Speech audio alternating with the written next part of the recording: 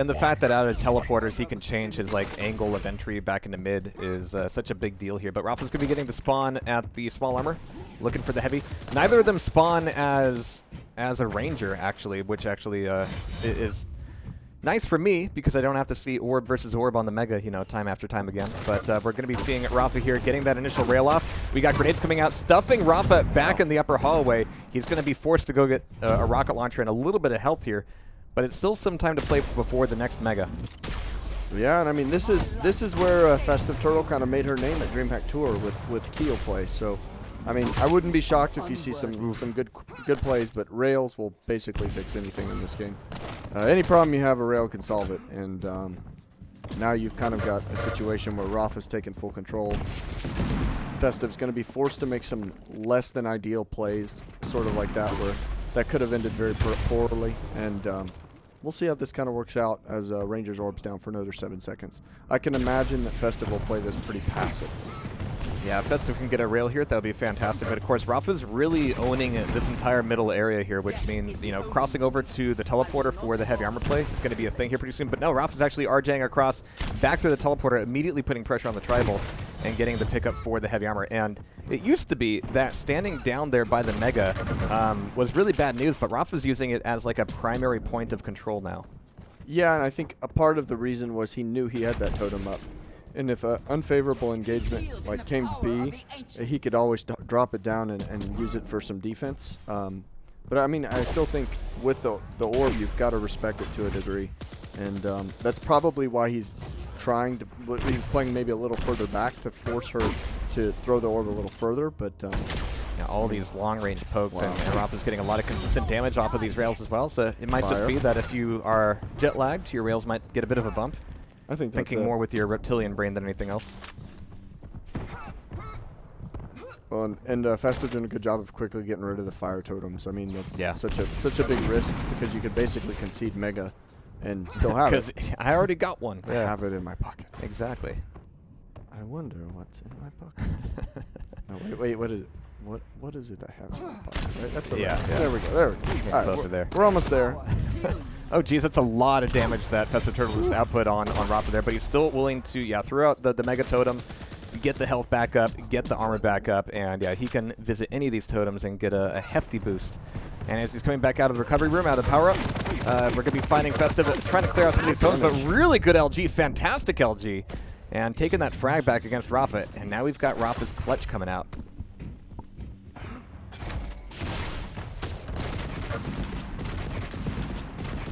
But I appreciate this. FESTIVETURTLE now kind of moving back towards Tribal in order to defend that. Almost getting the movement back up to the heavy armor, but there's the orb to bring it back together. Oh, geez, but getting caught out here by the mining laser. Time to leave, but Rafa is going to be shutting her down. If we haven't seen it enough today, movement blunders are costly at this level. Yeah. I mean, you know, miss the nail jump, has to use the orb, doesn't have the orb for the clutch fight. I mean, that's so costly. And, you know, now going to pay for it by having to try and deal with the clutch with the Nyx. Clutch almost has the ult back up. It's the really beautiful thing about Quake duels is causality. Yeah, it's that whole, you take one frag and you walk it back to, well, I did this because of that, well, but then I did that because of that, and soon enough it comes down to one moment where things could have gone very differently. But FESTIVETURTLE's LG is just absolutely insane. And those are the situations I'm talking about where, you know, had he had something, you know, maybe a little more combat-oriented that doesn't require the ult up, that fight might go a lot differently because he did the damage he needed to do to start the fight. But Festiv, with that strong LG, just holding fast. This is a really risky fight. Yeah, Festiv didn't have rocket launcher coming around that corner. A bit of a dehang play there. Yeah, coming around that, it was like the switch back over to Tribal, but I heard the pitter-patter of feet. I don't know if FESTIVETURTLE did. Sometimes it's a little bit different. From spec to player. Yeah. So there's a lot of moments where we're like, he's right behind you. The bold laser play there. And yeah, FESTIVETURTLE spawning as Ranger, you think, okay, I can do Ranger, grab the Mega, get back up to Heavy, but the knockback from that mining laser just denies all of that. For now. Yeah, for now. Today. Alright, but now we got Rafa still sticking with it, and we have the keel nades coming out. You mentioned before that this could be a decent counter. If you can match the grenade timing with shotgun at that range while the shield's up, then yeah, you can get all that damage done. But Rafa's still hanging onto his shield. You got heavy armor coming back up. Festive still looking okay here, and that heavy's going to be a big help, and nearly getting the helping hand from Rafa, but that's going to be a helping hand down into a shallow grave. Yeah, and another really high-quality ult use from Rafa, securing a frag, and Festive's going to be in some turtle. Doesn't have any weapons here. Has default stack versus a very tanky clutch, who's about to have. I mean, clutch is ult in 15 seconds. That's really plenty of time with the amount of stack he has to kind of run and hide. I mean, you're not going to put a huge dink in a 300 stack with only 150. No, it's going to be tough. I mean, baiting out the shield is a big part, but also kind of denying the hourglasses is going to be a component. But there's the Ghost Walk, and of course, Rafa can see her, through the shield. And the chase is on. Festive Turtle goes down, and that is going to be another round up for Rafa. Yeah, here, I mean, just it's difficult to get away, especially when you think, okay, I can use this Ghost Walk defensively. Not really an option against the clutch. You kind of have to take it back against him. Yeah, I think once you kind of lose the Ranger versus clutch, you're losing a bit of flexibility. And Rafa with a really good play off that last round to kind of negate the Ranger immediately. Another rotation of the champions for both of them, though. So we got FESTIVETURTLE on the keel, and Rafa getting caught out from behind. And that was a prime opportunity for some nade play, but Rafa coming back through the teleporter is really going to be hurting. Going to be stuck here in the power room for just a little bit. And FESTIVETURTLE wants the frag. It's such a difficult fight to do consistently, and FESTIVETURTLE certainly paying the price. Oof. Again, like really, really good push from FESTIVETURTLE. Unfortunately, did not capitalize.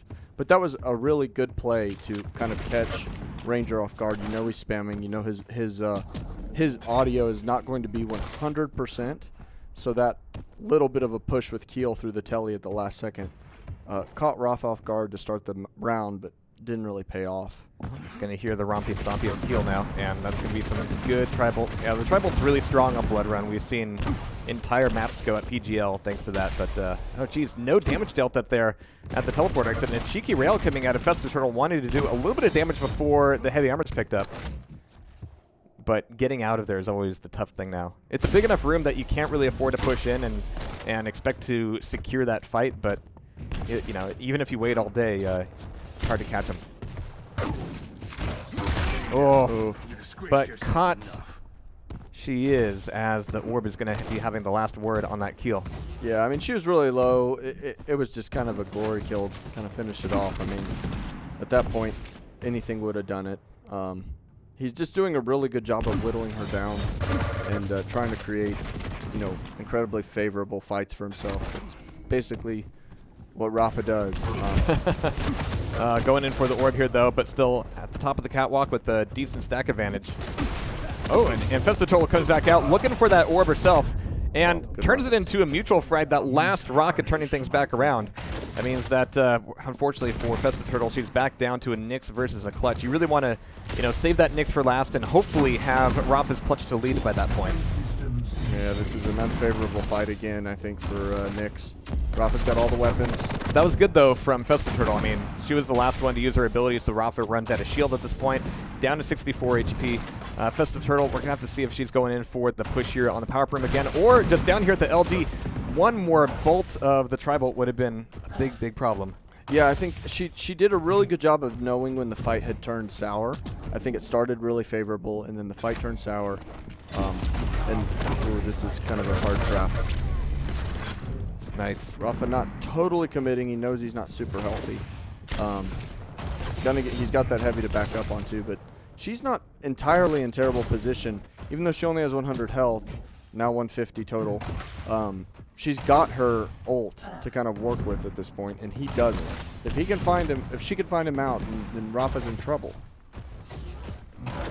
Well, with that mega taken, that could change the equation just a little bit here. Rafa's still one frag up with a little under 2 minutes left to go.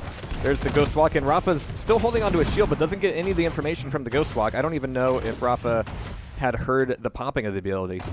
So we've got heavy armor up. Rafa RJing back in for it, and with this move down towards the rocket launcher, FESTIVETURTLE can pop back through the teleporter. I think Festiv is playing this really perfectly. Yeah. I mean, at this point, you've got to know I've got a minute and a half left, minute 15 left.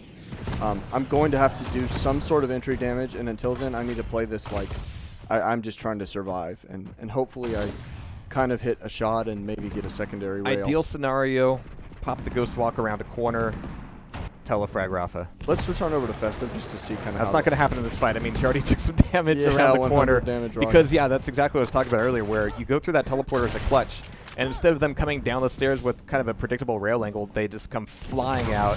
They're across mid-map immediately, and it becomes very difficult to deal with, especially here down at the staircase. Rafa not chasing just yet, collapsing back in on the Mega and whipping out the rail.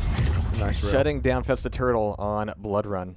I think that was a really well-played last round from Festiv. I thought it was really well played. Really? Yeah. Really? Okay. Not impressed. No. That was really well played from Festiv on that last round. I think the one thing that maybe could have gone differently is you see right here on this replay does not have the super shotgun versus a clutch, and I think you have to make that a priority. Yeah. As soon as clutch comes out, like I need to get a hold of that super shotgun. That's a free 140. If I catch him off, that clutch is in big trouble. It's never comfortable, but you need to be that close. Yeah, you do. And especially with Nyx, where you can hit the shot and use your only opportunity in a close range fight with Nyx versus clutch is to do so much damage that the clutch has to think twice about, like, do I really want to push this? I mean, I see Nyx, but do I really want to do this? And unfortunately, not using the shotgun to Festiv's advantage there. Heck, how many suicides did we see on the shield when the shield started working? A lot. It took a while for players to kind of adjust the there. The Kevorkian. Yeah, the helpful shield. All right, so we're going to be going into Corrupted Keep, actually, for map 2. And it's actually going to be, again, an Athena ban, a BJ ban. We've got Death Knight coming out of Rafa. We got the standard Ranger Visor. We're going to see Galena coming out of FESTIVETURTLE. We'll see. I'm not a huge fan of the Visor pick on Corrupted Keep. I think compared to some of the others, he may get a little less. There. All right. That's interesting. And the Nyx, this is actually a lot better for FESTIVETURTLE. Yeah, the scale. I'll take a skill bearer versus a Nyx over a clutch versus a Nyx any day. Yeah. I agree. And I think, especially if Festiv can use the shotgun on that tankier champ, it gives you a big advantage. You just have to be aware of when Rafa spawns Nail Gun. Because, yeah, he can bull rush either way and be a problem. Right. And I think you may want to run Nyx first just to counter that read if he does. Yeah. If he does get the Olay going. Right. And the DK fish. Oh, he's just showing off his skins now. Didn't we all get that skin? I don't know if I did. Bragmore? I don't know. I don't even. Ashley got it too. All right. right. Damage coming out to start. Everyone's got more swag than me. Here we go. So Rafa, spawning up as as a bull Russian skill bearer. I don't think Festiv's used ult yet. Okay, she just finished using it. Kind of. So she should have. Festiv should have the heavy time. I mean, it shouldn't be like a total loss of control at this point, but it's kind of tricky since Rafa hit that first rocket, took that entire mega off to start the map. That was kind of a tricky situation. And again, I think his aim is being improved a little bit by the jet lag. You know, you have less of those pesky thoughts getting in the way. I mean, the rocket aim, particularly on this map, is going to be vital. Yeah. I mean, if you're hitting donks on Keith, you're doing something right. There's just not a ton of opportunity to restack. Really. Oh, nice. Good use of the orbs.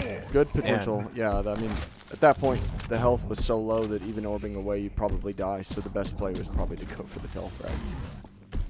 Well, that's still going to be Mega going back over to Rafa with heavy armor coming back up in 10 seconds, but 1 minute into the round and FESTIVETURTLE's down to a Nyx. And again, this is probably the best matchup against the Scale Bearer that you could ask for. But it's going to come down to some information here on the heavy. Well, Rafa coming back through. He's got plenty of rockets here. FESTIVETURTLE's going to be playing the corner, but has to pop the Ghost Walk after eating 70 points of damage. Not fun. That's a really, really beefy tank. Yeah. When you've given up both majors, it's really tough to deal with. And yeah, I think that's the one disadvantage with Nyx is Rafa can play the cess and can kind of just use the machine gun, try and do a little chip here. We talked about this earlier with oh wow, really good read. I mean, you know, yeah, that's the way it goes versus Rafa. You're not usually expecting a Scale Bear to rocket jump like that. I mean, FESTIVETURTLE thought she had gotten away, but that's going to be the first round going to Rafa there. Well, that's really clean movement too. I mean, if he had missed that rocket jump, he might not have had that rocket angle to finish it off there. So, really good. RJ just perfect height, not too high where he'll get pinned, and not too low where it won't work at all. So. All right, so it's going to be Just Rafa right. as Death Knight again cycling the champions here in the next round. Yeah, We've got the Ghost Walk coming out. He knows that she'll be at she'll be at the vials. And should be able to push. But again, her LG's kind of been the thing keeping her alive in a lot of these fights. But it's going to be LG on LG. After the Mega's taken, though, and Festiv's still looking at a decent stack. So even after the Heavy Armor is taken away by Rafa, Festiv could still get a good trap going here. 4 seconds to Ghost Walk. And yeah, she knows that Rafa's back in Red Room. This would actually be probably a good time to pop the Ghost Walk and start looking for him. I mean, here's a much more standard fight when you're looking for Rafa to just come around the corner from the statue and just do an LG on LG. 2 seconds to Mega, 1 second to Mega, and What a rocket. manages to get the rocket in, taking away the Mega as well. Really good patience by Festiv there to not move immediately because of the fire, to kind of examine the situation and understand, hey, you know, I don't want to take this tick damage right away. I mean, we've seen that fight happen time and time. Good orb, but we've seen that fight happen time and time again, where you're sitting on the Mega and you're going, "Did I count right? When did I get that second? You know, am I off by a quarter second? Is that too late?" Or maybe you're just trying to hatch it. Is it the Fleischer? Oh jeez, the less said about Fleischer, the better. You were too young to know about that story when it happened. I think I've seen the VOD. Yeah. Yeah, when the time came. Today you're going to learn, yeah. So we got Rafa taking away, well, another frag here. FESTIVETURTLE down to a visor. And getting a good spawn on the rocket launcher. And with Rafa coming off the statue, there's a good potential here. She's ready for him to come around the corner, but not committing to the fight. Oh, nice crap on the Mega. She's still able to get the pickup, but that Mega is almost immediately burned off.